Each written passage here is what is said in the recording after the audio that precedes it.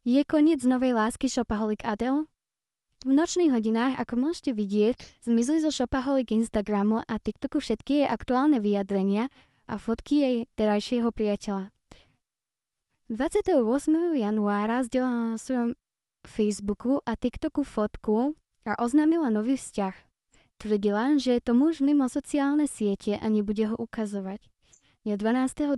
na svojom TikTokovom streame ukázala počas vysielania jej priateľa, ktorého spoznala na bade a celý čas mu hovorila Ondrej.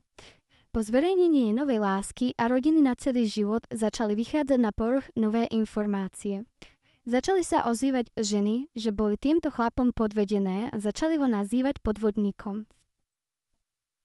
Týmto by som chcela poukázať na to, ako Adela tvrdila, že je to muž mimo sociálne siete a spoznala ho na bade a aktuálne hneď na to si ho nasťahovala domov a volala ho Ondrej, že nevedela jeho pravé meno, nevedela o tom, že ten chlap má hociaké sociálne siete. To znamená, že chcel spraviť na ňu podvod? Ako vyšli na povrch tieto informácie, na druhý deň všetky fotky, všetky príspevky, komentáre stiahli zo svojich Instagramov, TikTokov a Facebookov.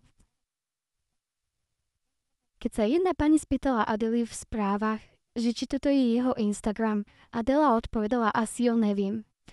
To znamená, že ona celý čas nevedela, ako sa volá, kto to je, či má sociálne siete a nasťahovala si ho k sebe domov. Po týchto skutočnostiach, ktoré vyplávali na povrch, sa zdá, že tomuto vzťahu je koniec. Že by sa pán Jozef zlakol?